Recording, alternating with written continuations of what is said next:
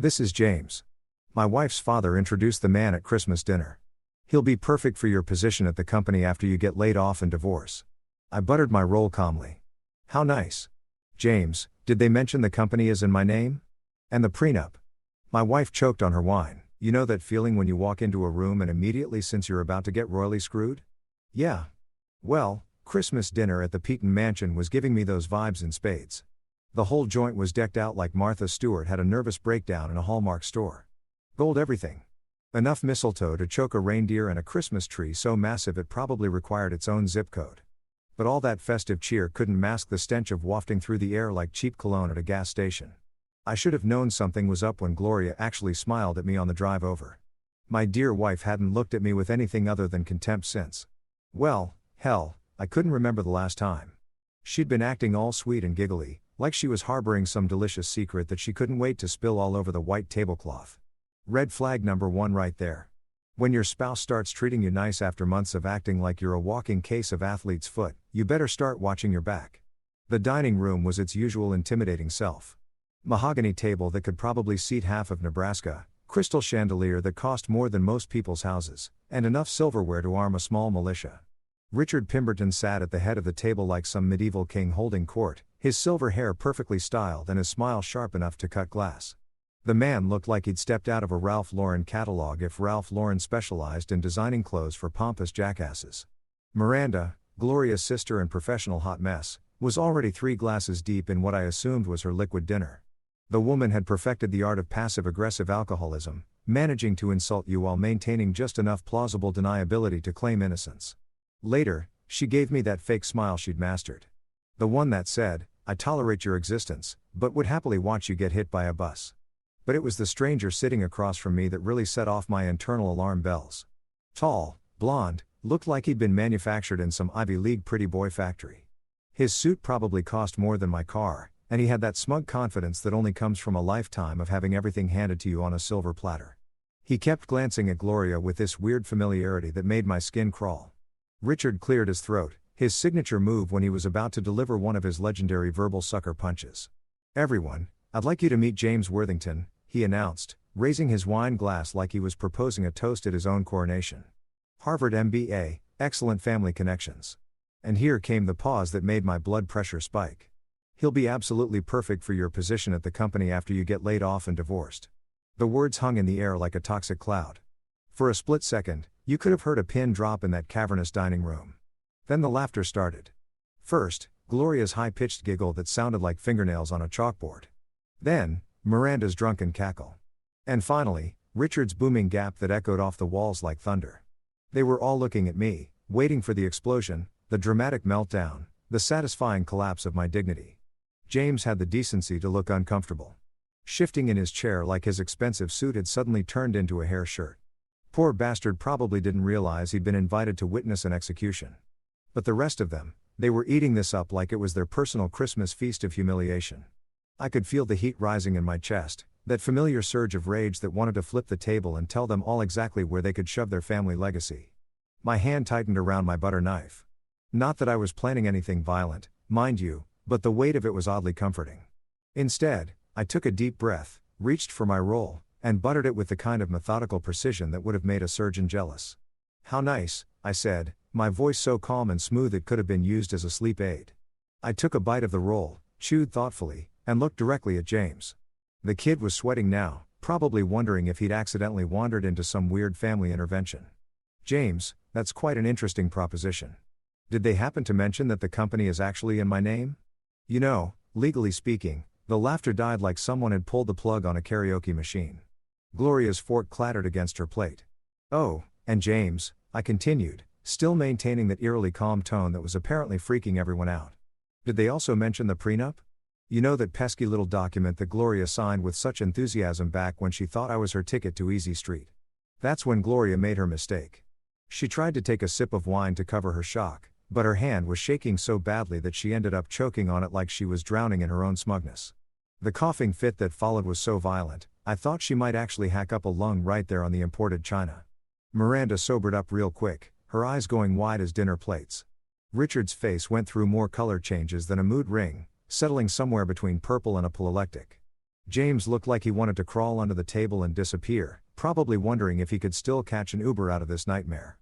But me, I just sat there buttering another roll with the same infuriating calm, watching my dear family-in-law realize that their carefully orchestrated ambush had just blown up in their faces like a defective firework. Because here's the thing about predators. They get real uncomfortable when they suddenly realize their prey has bigger teeth than they do. The silence that followed was absolutely delicious. Seasoned with just the right amount of panic and garnished with a healthy dose of we might have miscalculated, it was shaping up to be the most entertaining Christmas dinner I'd had in years. Let me paint you a picture of what the last 5 years of my life have been like, because tonight's little Christmas ambush didn't just materialize out of thin air like some holiday miracle from hell. Oh no, this masterpiece of family dysfunction has been years in the making. Crafted with all the subtle artistry of a sledgehammer to the face. From day one of my marriage to Gloria, Richard Pimpton made it crystal clear that I was about as welcome in his family as a vegetarian at a barbecue convention. The man had a gift for making you feel like you tracked dog through his pristine world just by existing in the same zip code. He perfected this little routine where he'd introduce me at social gatherings as Gloria's temporary accessory. Always with that shark smile that made you want to check if you still had all your limbs attached. Temporary accessory. Can you believe that, like I was some knockoff handbag she'd picked up at a discount store and would eventually upgrade when something shinier caught her eye? The first time he pulled that little gem, I thought maybe it was just his twisted idea of humor. Rich people have weird senses of humor, right? They probably think it's hilarious to light cigars with $100 bills or whatever the hell they do for kicks. But no, Richard meant every word. He'd say it at charity gall, at the country club, at family gatherings, anywhere there was an audience to witness my public humiliation. And the worst part, Gloria would just stand there smiling like he'd complimented her shoes, never once telling her dear daddy to maybe dial back the routine just a notch or two. Speaking of Gloria, my loving wife had turned parroting daddy's contempt into an Olympic sport. Woman could find fault with me breathing too loudly. I swear to God, according to her, I wasn't sophisticated enough for her circle of trust fund babies and social climbers. My suits weren't expensive enough. My car wasn't flashy enough. My conversation wasn't boring enough. Apparently, discussing stock portfolios and yacht maintenance is the height of intellectual discourse in their world. You just don't understand our lifestyle, she'd say with that condescending tone she perfected, like she was explaining quantum physics to a particularly slow golden retriever. My friends don't know what to make of you. Yeah. Well, her friends were a collection of Botoxed housewives whose greatest life achievement was marrying well and whose idea of hardship was when their personal trainer was running 5 minutes late. Then there was Miranda, Gloria's older sister, and living proof that money can't buy class, intelligence, or the ability to maintain a marriage for more than 18 months.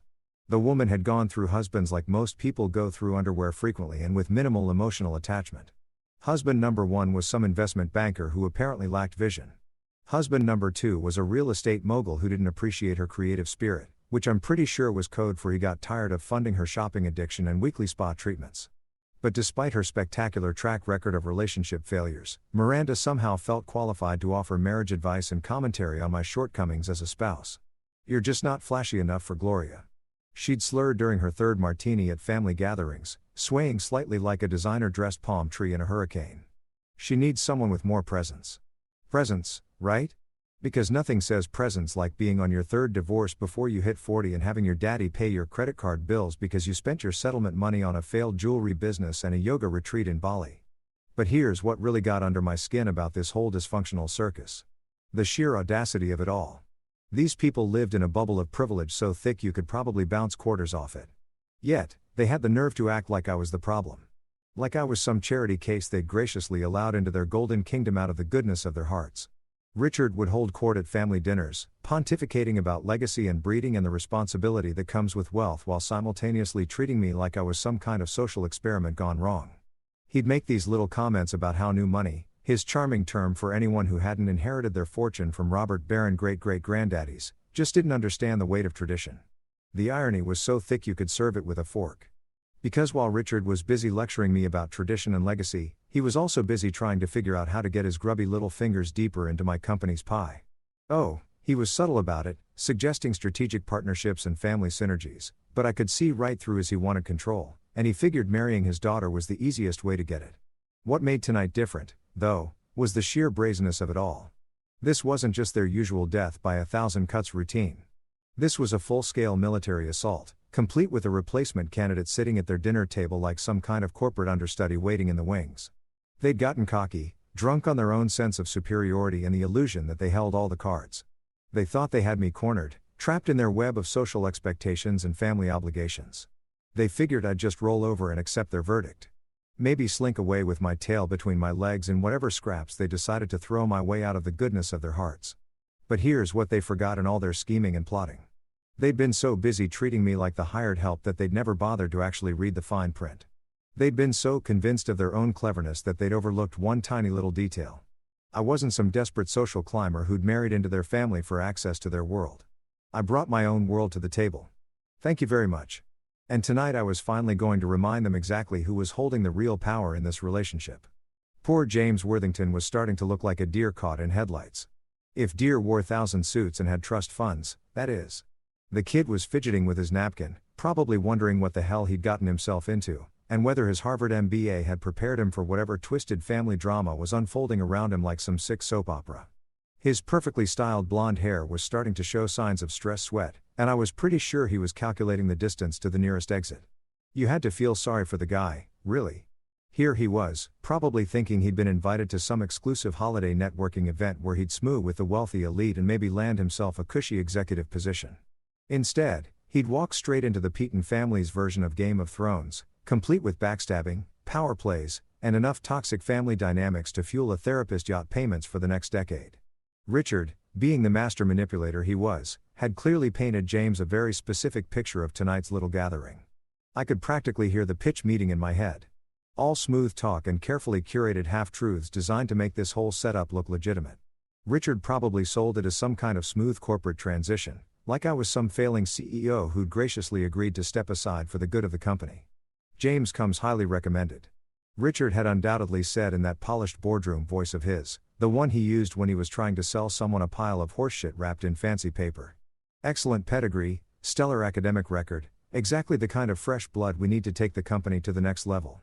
He probably threw around some business buzzwords. Synergy, optimization, strategic realignment. The kind of corporate speak that sounds impressive but means absolutely nothing. What Richard conveniently forgot to mention in his recruitment pitch was that this whole family empire he loved to brag about was built on a foundation that had my name stamped all over it in permanent ink. See, while the Pembertons were busy playing their little social hierarchy games, I'd actually been building something real from the ground up.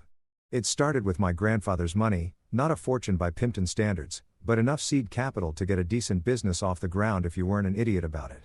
Gramps had been a practical man, the kind of guy who understood that money was a tool, not a trophy.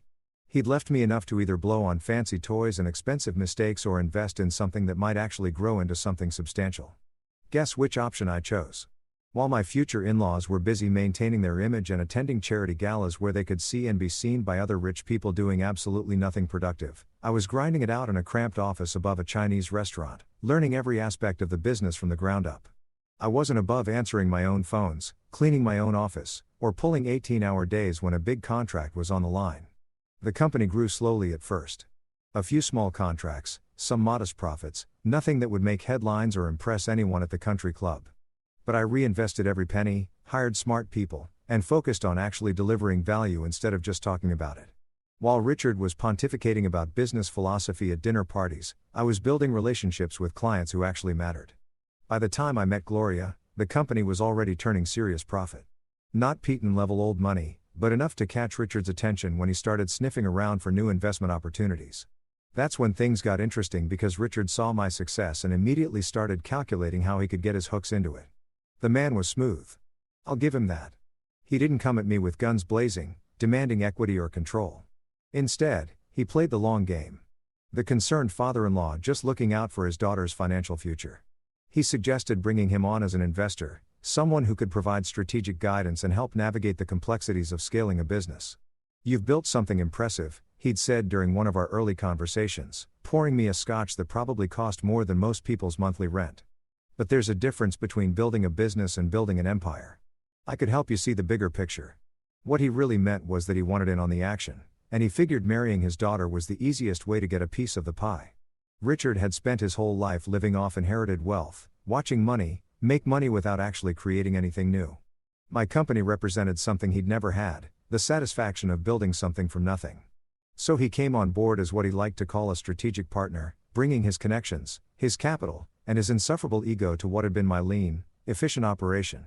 Suddenly, we had fancy offices in a downtown high-rise, expense accounts that would make a Fortune 500 CEO blush, and enough overhead to choke a horse. But here's what Richard never bothered to understand.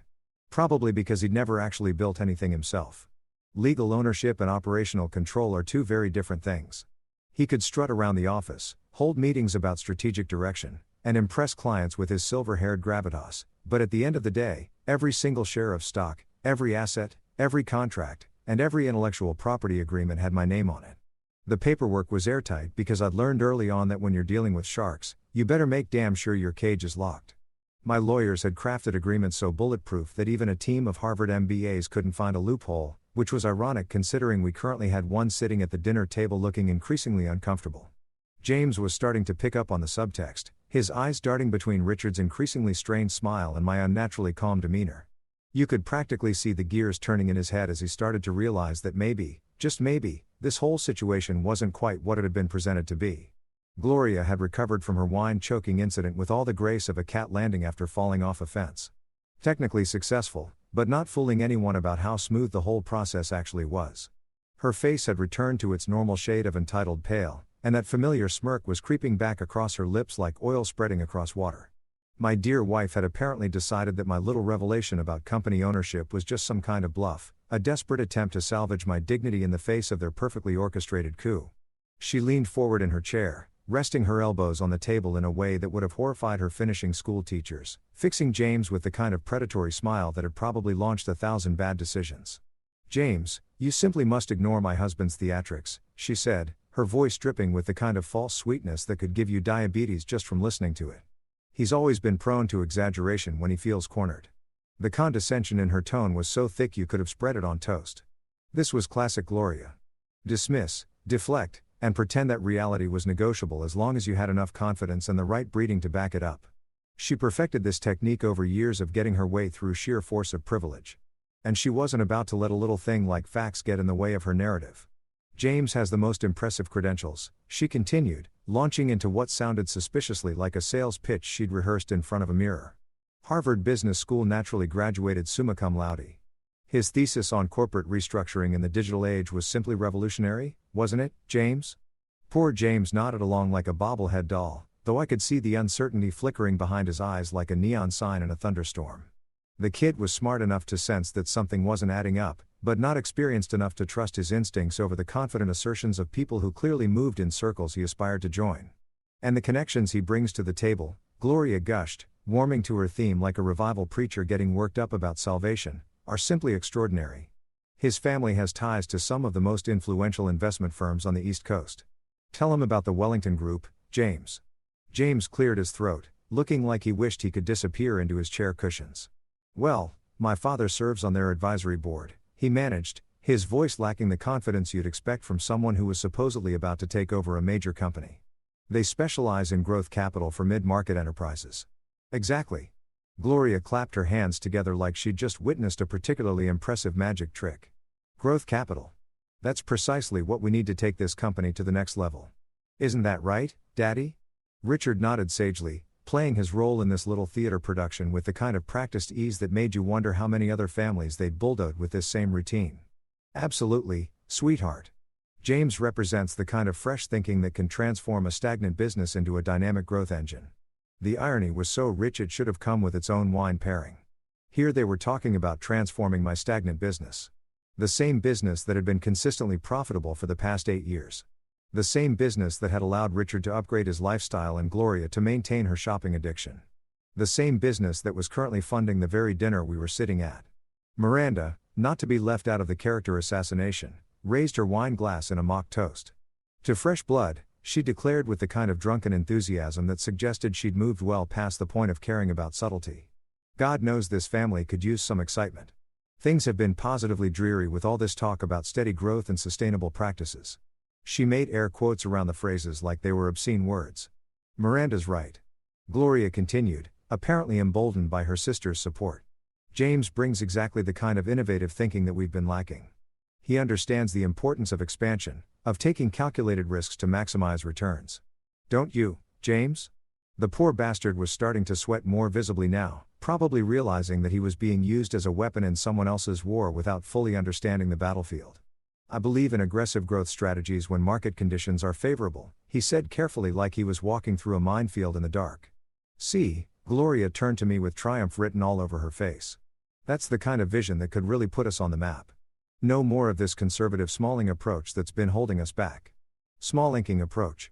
That's what she called the business strategy that had built the company from a one-man operation in a rented office to a multi-million-dollar enterprise with offices in 3 cities. That's what she called the careful planning and risk management that had allowed us to weather economic downturns while our competitors were folding faster than lawn chairs in a hurricane. Richard leaned back in his chair, radiating the kind of patriarchal satisfaction that suggested he thought this whole conversation was going according to plan. James, you should know that Gloria has always had an excellent eye for talent, he said, managing to make it sound both like a compliment to his daughter and a subtle threat to me. When she recognizes potential, she's rarely wrong. The subtext was clear as crystal. Gloria had recognized James's potential in the same way she'd once recognized mine back when I was useful to their family's ambitions. Now that they decided I was no longer serving their purposes, James was being positioned as the shiny new toy that would solve all their problems and expand their empire. But what they still didn't seem to grasp despite my earlier hints was that there was no empire to expand. There was no family business to transition. There was just my company, my assets, and my legal protections. All of which were completely beyond their reach. No matter how many Harvard MBAs they trotted out or how confidently they talked about fresh thinking and innovative approaches, I sat there methodically working my way through my dinner, watching them build their elaborate fantasy castle on a foundation that didn't exist, and I had to admire their commitment to the delusion. The atmosphere in that dining room had turned more toxic than a chemical spill at a perfume factory. But I was sitting in the middle of it all like the eye of a hurricane, perfectly calm while chaos swirled around me. Richard was holding court like some kind of delusional emperor, gesturing with his wine glass as he pontificated about the glorious future of our family enterprise. Gloria was practically glowing with vindictive satisfaction, shooting me little sideways glances to see if her verbal daggers were finding their mark. And Miranda, well, Miranda was just along for the ride. Giggling at inappropriate moments and making commentary that would have been cutting if it weren't coming from someone whose life choices read like a cautionary tale about what happens when you have more money than sense. You know what the problem has been all along, Richard declared, warming to his favorite subject, namely everything that was supposedly wrong with me and my approach to business. There's been a fundamental lack of vision, a failure to understand that in today's market, you either grow or you die. There's no middle ground for playing it safe. Playing it safe, right? Because apparently building a company from scratch, navigating multiple economic downturns and maintaining consistent profitability for nearly a decade was just me being overly cautious. Never mind that half the visionary companies Richard admired had either gone bankrupt, been investigated by the SEC, or collapsed under the weight of their own aggressive expansion strategies. Exactly, Daddy. Gloria chimed in because agreeing with Richard was practically her full-time job at this point. We've been thinking too small. James understands that sometimes you have to take big risks to achieve big rewards. Don't you, James? Poor James was looking increasingly like he wanted to crawl under the table and hide. Every time they dragged him into the conversation, he'd nod and make noncommittal sounds, but you could see the growing realization in his eyes that he'd somehow become the star of a show he'd never auditioned for. The kid was probably starting to wonder if this was how hostile takeovers always worked, or if he'd just stumbled into the world's most dysfunctional job interview. I believe in calculated risk-taking. James managed his voice getting smaller with each forced contribution to their little performance. But it's important to have a solid foundation before pursuing aggressive growth strategies. Miranda nearly snorted wine through her nose at that one. Foundation, she slurred like the word was some kind of hilarious punchline. That's exactly the kind of boring conservative thinking that's been holding us back. Sometimes you have to blow up the foundation to build something truly spectacular. Coming from a woman who'd managed to blow up 2 marriages and a small business venture in the space of 5 years, this was particularly rich advice. But Miranda was on a roll, emboldened by alcohol and the mistaken belief that her track record of spectacular failures somehow qualified her as a business strategist.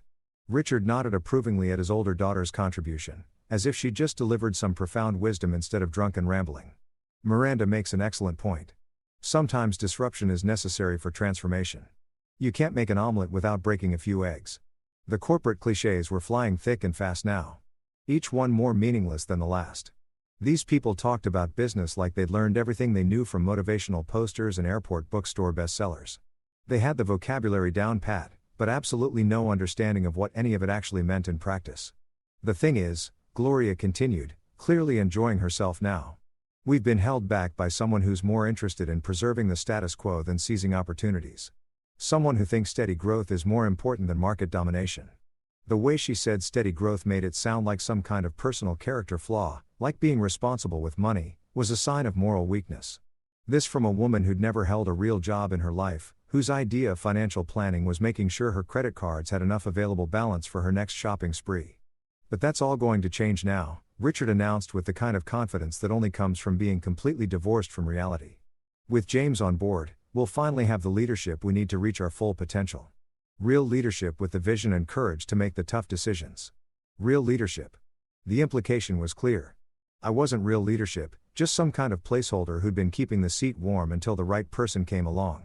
Never mind that this right person had been handpicked by people who collectively couldn't run a lemonade stand without driving it into bankruptcy.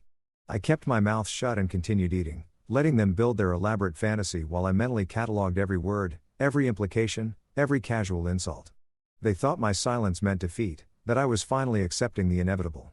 In reality, I was just giving them enough rope to hang themselves with, and they were braiding it into a noose with impressive enthusiasm. Miranda raised her glass again, swaying slightly in her chair. To new beginnings, she declared, though her words were starting to slur together like she was speaking through a mouthful of marbles. And to finally getting rid of dead weight. Dead weight. That's what they thought of me. Not the person who'd built the company they were so eager to control. Not the one who'd made their comfortable lifestyle possible, but dead weight that needed to be jettisoned for the good of the enterprise. The irony was so thick you could have cut it with a butter knife. Here they were, three people whose combined business experience wouldn't fill a postcard, talking about my failures and limitations while planning to hand over control of a multi-million-dollar company to someone they'd known for all of 5 minutes. But I just sat there nodding occasionally, refilling my wine glass, and smiling that infuriating smile that was clearly starting to get under their skin. Because the beautiful thing about letting people hang themselves with their own words is that you don't have to do any of the heavy lifting. You just have to be patient enough to watch them tie the knots. The moment had finally arrived, that perfect intersection of their arrogance and my patience running out simultaneously. Richard was in the middle of another one of his grandiose speeches about our family wealth and how it had expanded exponentially under his strategic guidance, gesturing with his wine glass like he was conducting some invisible orchestra of success. The man was so drunk on his own that he'd apparently forgotten the basic principle of not claiming credit for other people's work, especially when those people were sitting right across the table with access to all the receipts. I set down my wine glass with the kind of deliberate precision that made everyone at the table unconsciously hold their breath. The crystal made a soft chiming sound against the mahogany table and suddenly the room got so quiet you could have heard a trust fund baby's conscience drop if such a thing existed, which was highly debatable. That's interesting, Richard, I said, my voice carrying the same conversational tone I might use to comment on the weather or ask someone to pass the salt. This expansion of our family wealth. Could you be more specific about which assets you're referring to? Richard's smile faltered for just a microsecond, like a record skipping, but he recovered quickly. The man was nothing if not committed to his performance. Well, naturally, I'm talking about the tremendous growth we've seen across all our business ventures. The company has tripled in value since I came on board. Ah, the company. I nodded thoughtfully as if this was news to me. And when you say our company, you're referring to the business that was incorporated under my name 3 years before I even met Gloria. The one where every single share certificate has my signature on it. The temperature in the room seemed to drop about 10 degrees. Gloria's fork froze halfway to her mouth. A piece of prime rib dangling from it like she'd suddenly forgotten how eating worked. Miranda's wine glass stopped midway to her lips, her eyes going wide with the kind of dawning horror usually reserved for people who realize they've been walking around with toilet paper stuck to their shoe. But I wasn't done. Hell, I was just getting started. And Richard, when you mentioned the headquarters building, that beautiful downtown office space that's been such a symbol of our success, you do remember that the deed is in my name alone, right? Purchased with funds from my personal accounts, financed through loans that I personally guaranteed. Richard's face was going through more color changes than a chameleon having an identity crisis. Now, see here, he began, but I held up a hand to stop him. Politely, of course. I was nothing if not civilized. Oh, but wait, there's more. I continued, channeling my inner infomercial host.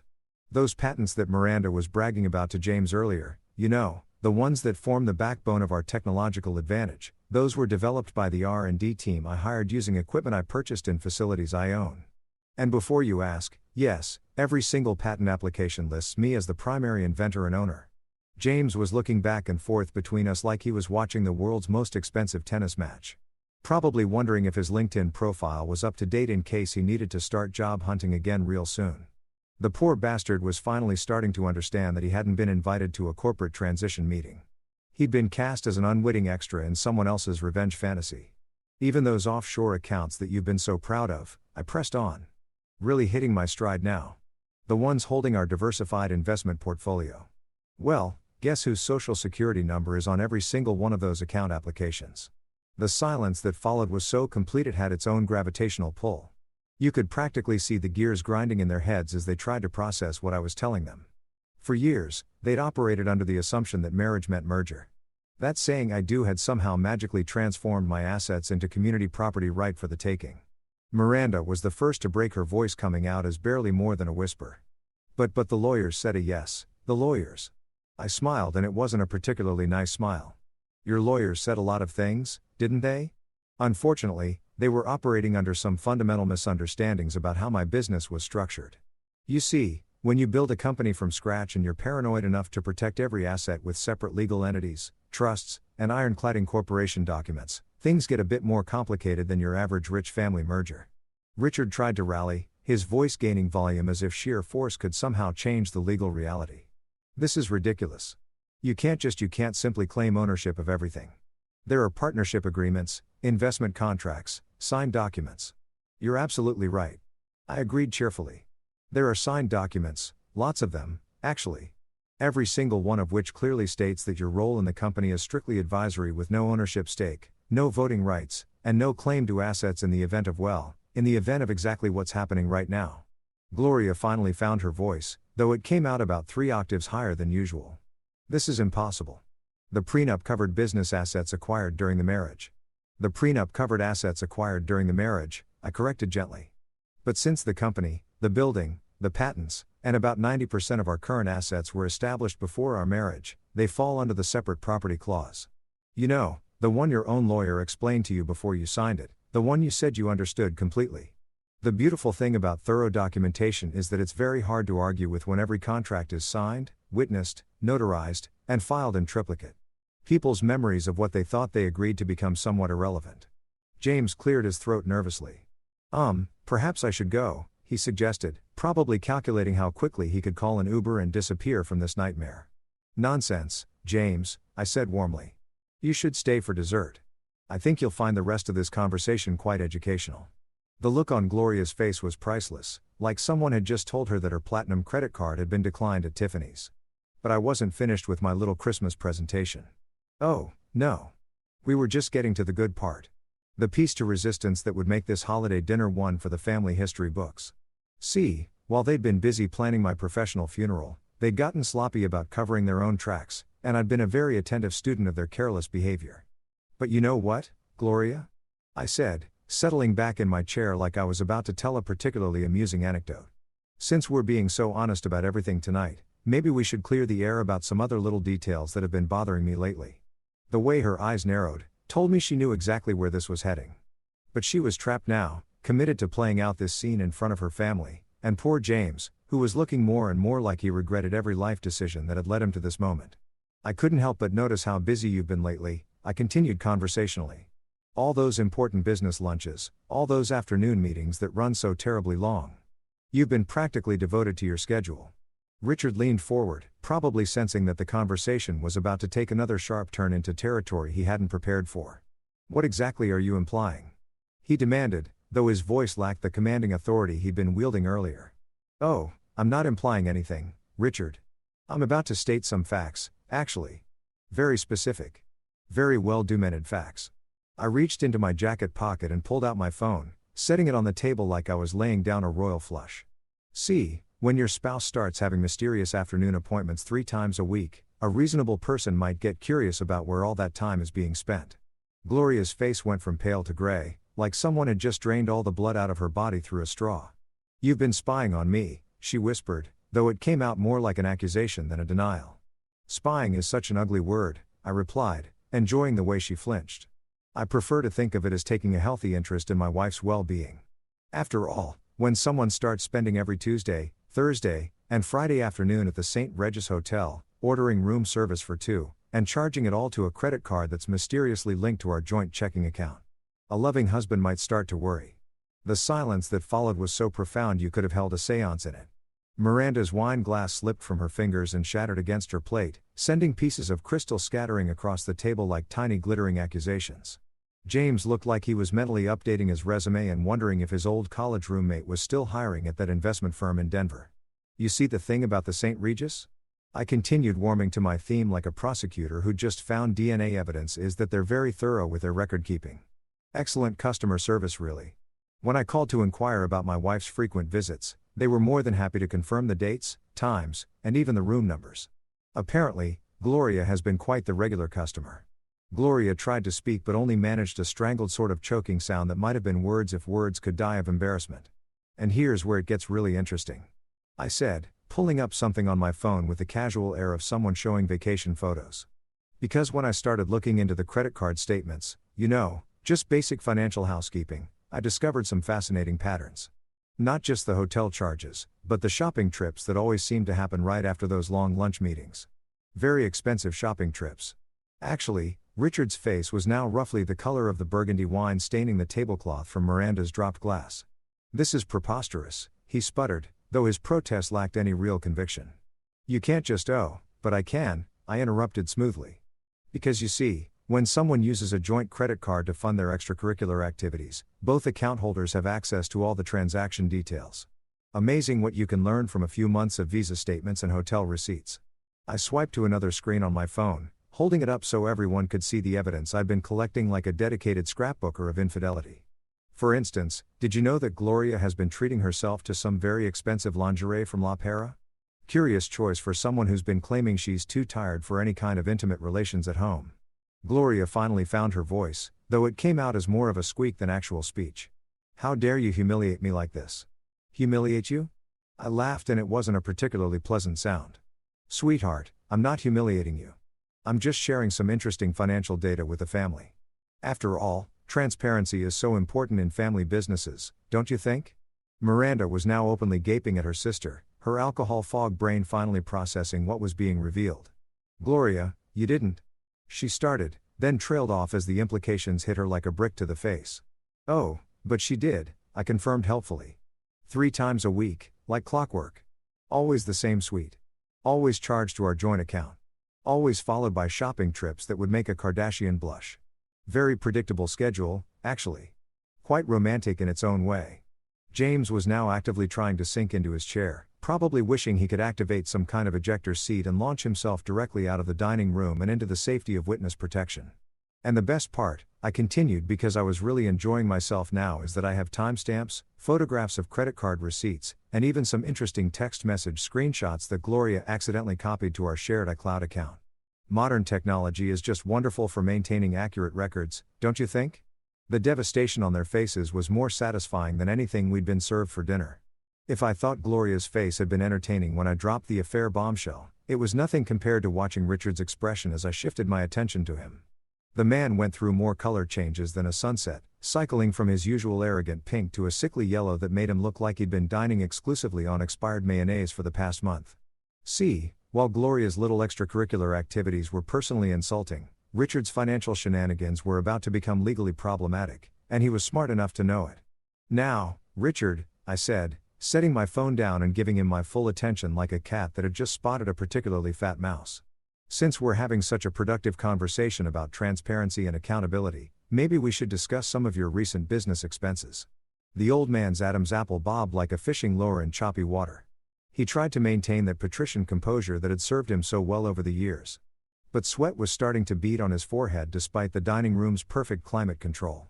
"I don't know what you're implying," he said, though his voice had lost that commanding authority he'd been wielding earlier.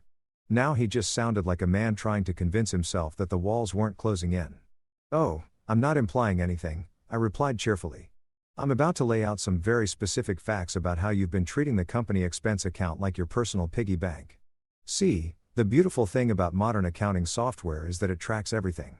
Every transaction, every receipt, every little financial decision gets logged, categorized, and stored forever. Richard's hands were trembling slightly now, and he'd gone completely still in his chair like a deer that had just realized it was standing in the middle of a highway with headlights bearing down on it.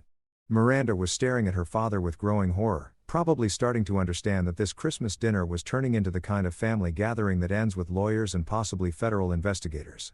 For instance, I continued, pulling out a manila folder that I'd been saving for just this moment. Let's talk about that wine collection you've been building. According to the receipts I have here, the company has purchased approximately $47,000 worth of vintage wines over the past 18 months. Now, I'm sure you can explain why a tech consulting firm needs a wine cellar that rivals most five-star restaurants. The folder hit the table with a satisfying thud, and Richard's eyes fixed on it like it was a live grenade with the pin pulled. James was now openly staring, probably wondering if he'd accidentally wandered into some kind of white-collar crime documentary. Then there's the country club fees, I went on, flipping through pages with the methodical precision of an IRS auditor who'd found their favorite kind of audit. $68,000 annually for memberships at 3 different clubs, all charged to the company under client entertainment. Fascinating how much entertaining you've been doing at the yacht club considering we don't have any clients who own boats. Richard tried to speak but only managed a sound that was somewhere between a cough and a death rattle. His carefully constructed image of sophisticated business leadership was crumbling faster than a house of cards in a tornado. And speaking of boats, I continued because I was really hitting my stride. Now, let's discuss that beautiful 42-foot Sunseeker that's been docked in Miami for the past 8 months. The one that's been charged to the company as a mobile office for client meetings in the Southeast region. Very creative accounting, Richard. Too bad we don't actually have any clients in the Southeast region. Miranda gasped audibly, wine and shock combining to make her look like she'd just witnessed a particularly gruesome magic trick. Daddy, you told me that boat belonged to the Weatherbees. The Weatherbees? I laughed and it wasn't a nice sound. No, Miranda, the boat belongs to the company. Or rather, it did until about 6 hours ago when I had it seized by the marina and put up for immediate sale. Amazing how quickly these things can move when you have proper legal documentation. Richard finally found his voice, though it came out as more of a croak. You can't do that. That's theft. I'll have you arrested. Theft? I raised an eyebrow, genuinely amused by his audacity. Richard, you charged a $500,000 yacht to a company expense account without authorization from the actual owner of the company.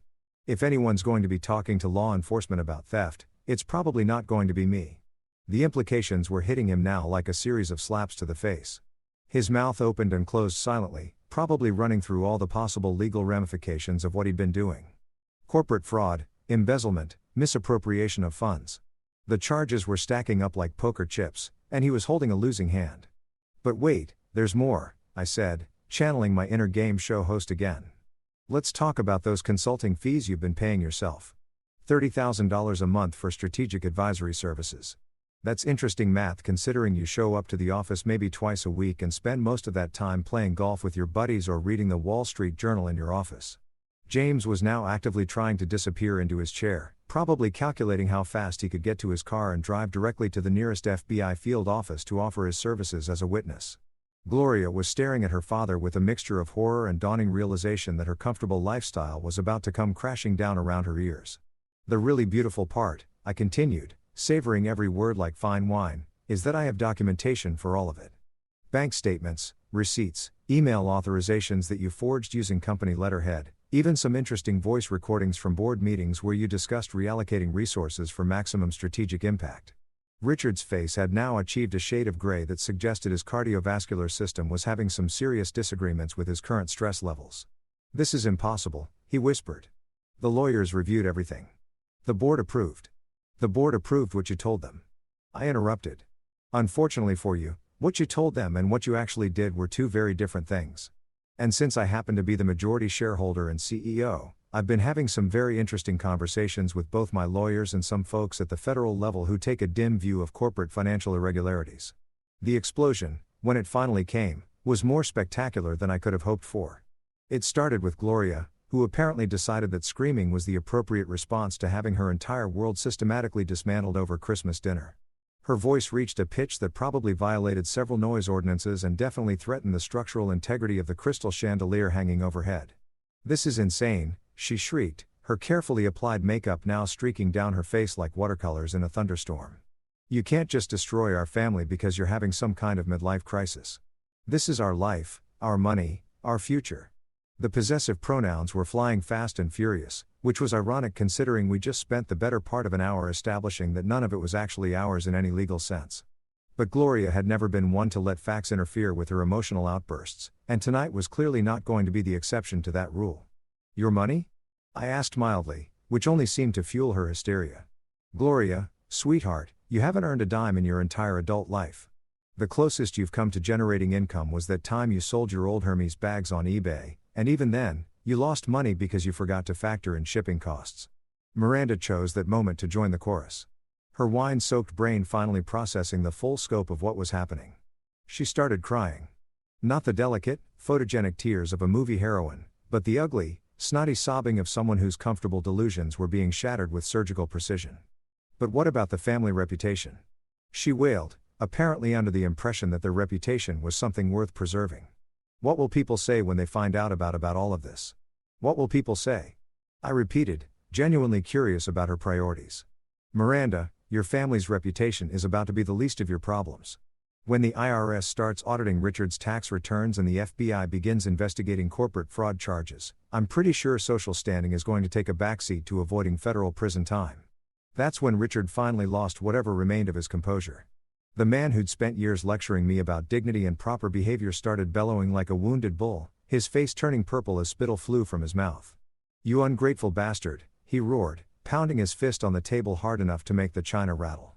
"After everything we've done for you, after we welcomed you into this family, welcome me." I couldn't help but laugh at that one. "Richard, you've spent 5 years treating me like something you scraped off your shoe. You've insulted me, undermined me, and stolen from me. And now you want to talk about betrayal. That's rich even for you. We made you," he continued, completely abandoning any pretense of rational conversation. "Without this family, without our connections, without our guidance, you'd still be nothing. A nobody from nowhere with delusions of grandeur. The irony was so thick you could have bottled it and sold it as a luxury condiment. Here was a man who'd spent his entire adult life living off inherited wealth, who'd never built anything or created any value, accusing me of being nothing while simultaneously trying to steal the company I'd built from scratch. James, bless his heart, finally decided he'd had enough of being a captive audience to this family meltdown. He stood up slowly like he was trying not to startle any dangerous animals and cleared his throat politely. I think maybe I should go," he said, his voice barely above a whisper. "This seems like a private family matter." Gloria spun around to face him, mascara streaking down her cheeks like war paint. "You can't leave. We had an agreement." "You were going to?" "I was going to what?" James interrupted, finally showing some spine. "Take over a company from someone who legally owns it? Participate in what sounds suspiciously like fraud? No, thank you. I may be ambitious, but I'm not stupid." He was already reaching for his coat, moving with the kind of urgency usually reserved for escaping natural disasters. Smart kid. He'd probably go far in life, assuming he learned to vet his business opportunities more carefully in the future. "Don't you dare walk away from us." Miranda shrieked at his retreating form. "The Worthington family has been nothing for generations. We're offering you a chance to be part of something important." But James was already halfway to the door, probably calculating how quickly he could get to his car and delete every phone number associated with this evening from his contacts. I didn't blame him. If I'd been in his position, I would have been sprinting for the exit about 2 revelations ago. With James's departure, the remaining members of the Pimpton family seemed to lose whatever was left of their collective minds. Gloria was now alternating between screaming about betrayal and sobbing about her ruined future. Miranda was rambling incoherently about family honor and social consequences. And Richard was still bellowing about ingratitude and legal action, apparently convinced that volume could somehow change the fundamental reality of corporate law. I sat in the middle of this chaos like the eye of a hurricane, calmly finishing my wine while they tore themselves apart. It was actually quite peaceful in a way. After years of walking on eggshells around their egos and enduring their casual cruelty, watching them completely lose their composure was surprisingly therapeutic. Finally, when it became clear that they were just going to keep cycling through the same accusations and threats on an endless loop, I stood up and buttoned my coat. The simple action seemed to shock them into momentary silence, like they'd forgotten I was still capable of independent movement. "Well," I said, checking my watch with the casual air of someone wrapping up a pleasant social evening. "This has been absolutely fascinating, but I think it's time for me to go. Thank you for such an enlightening Christmas dinner." Gloria stared at me like I'd just announced my intention to join a circus. "You can't just leave," she gasped. "We need to talk about this. We need to figure out how to fix this." "Fix this?" I smiled, and it wasn't a particularly warm expression. Gloria, there's nothing to fix. There's just reality. And reality is that your comfortable little fantasy is over. I walked toward the door, savoring the sound of my footsteps echoing in the suddenly quiet dining room. At the threshold, I turned back for one last look at the wreckage of their evening. "Merry Christmas," I said pleasantly. "By New Year's, you'll be hearing from my lawyers." The drive to my townhouse felt like being released from prison after serving a sentence I'd never deserved in the first place. Every mile between me and the Gothic mansion of dysfunction was another weight lifted off my shoulders, another chain broken from around my ankles. The snow was falling in fat lazy flakes that turned the city into something out of a postcard. And for the first time in years, I actually appreciated the beauty of it instead of just seeing it as another expensive inconvenience that would require someone to shovel the driveway and salt the walkways. The townhouse was my little secret, a piece of real estate that I'd purchased 3 years ago under the name of one of my holding companies. It was nothing spectacular by Pimpton standards, just a modest 3-bedroom brick building in a quiet neighborhood where people minded their own business and didn't give a damn about your pedigree or your portfolio. But it was mine completely and totally mine. And tonight, that fact felt more valuable than all the gold fixtures and imported marble in Richard's mansion. I'd bought it originally as an investment property, but over the past year, I'd been quietly moving my personal belongings there bit by bit. Nothing obvious, nothing that would tip off Gloria's suspicious nature, just the gradual migration of items that actually mattered to me. My grandfather's desk, the books I collected over the years, the photographs from before I'd made the mistake of thinking I could build a life with someone who saw me as a stepping stone rather than a human being. As I pulled into the narrow driveway, my phone started buzzing like an angry wasp trapped in a jar. First, it was Gloria, her number flashing on the screen with the kind of desperate persistence that suggested she'd moved past anger into full-scale panic mode. Then, Richard, probably calling from his study, where he was frantically going through contracts and legal documents, looking for some loophole that would save his stolen yacht and his embezzled wine collection. Even Miranda managed to dial my number, though given her alcohol consumption this evening. That was probably more luck than motor skills. I let them all go to voicemail. After 5 years of jumping every time one of them called, of dropping whatever I was doing to attend to their manufactured crises and fabricated emergencies, the simple act of ignoring their demands felt revolutionary. Each ignored call was a small declaration of independence, a tiny rebellion that was growing into something much larger. Inside the townhouse, I poured myself 3 fingers of bourbon, the good stuff that I kept here instead of the overpriced scotch that Richard insisted on serving at family gatherings. This was bourbon with character. Bourbon that had been aged properly instead of being chosen for its price tag and its ability to impress people who wouldn't know quality if it bit them on their artificially enhanced asses. I settled into the leather chair by the window, the one that faced out onto the quiet street where normal people live normal lives without the constant drama of corporate espionage and family warfare. The silence was extraordinary. No Gloria complaining about some imagined slight from her social circle. No Richard pontificating about business strategies he didn't understand. No Miranda's drunken commentary on everything from my wardrobe choices to my failure to appreciate their family's superiority. Just blessed, beautiful silence. The text messages started arriving around 10 o'clock. A steady stream of increasingly desperate digital pleas that ranged from pathetic to threatening to completely delusional. Gloria's messages were a masterclass in emotional manipulation, cycling through anger, self-pity, and hollow promises of change. "We can work this out," she texted. "Don't throw away everything we've built together." As if she'd built anything other than an impressive collection of credit card debt and extramarital affairs. Richard's texts were more direct, alternating between legal threats and attempted intimidation. "You'll regret this," he warned. "I have connections you can't imagine." The irony was delicious. A man whose connections were about to become his biggest liability, threatening someone who just demonstrated exactly how powerless those connections really were when faced with actual legal documentation and federal oversight. Miranda's contributions were largely incoherent, a stream of consciousness ramble about family loyalty and social responsibility that read like it had been dictated by someone having a nervous breakdown in a wine cellar. I almost felt sorry for her, but then I remembered her years of casual cruelty and decided that some people deserve their hangovers, both literal and metaphorical. Around midnight, the calls and texts finally stopped. Probably because they'd exhausted themselves or passed out, or possibly because their lawyers had advised them to shut up before they incriminated themselves further. The sudden silence was even more satisfying than the bourbon, which was saying something. I raised my glass to the window, looking out at the snow-covered street where Christmas lights twinkled in windows and normal families were probably sleeping peacefully, dreaming of presents and vacation days instead of forensic accountants and federal investigations. "Merry Christmas to me," I said aloud and meant every word. The freedom was intoxicating in a way that no amount of money or social status could match. For the first time in years, I could make decisions without considering how they would affect Gloria's reputation or Richard's business schemes or Miranda's delicate sensibilities. I could wake up tomorrow and do whatever the hell I wanted. Go wherever I felt like going, see whoever I chose to see.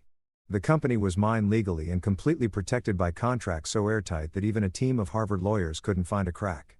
The assets were mine, secured in trusts and holding companies that would take years to unravel, even if someone had legitimate legal standing to challenge them, which they didn't. Even the house we'd shared was technically a company property, which meant Gloria would be looking for new accommodations sooner rather than later. But more than the financial victory, more than the legal vindication, was the simple fact that I was finally free from their toxic influence. No more walking on eggshells. No more swallowing insults. No more pretending that their casual cruelty was just family dynamics.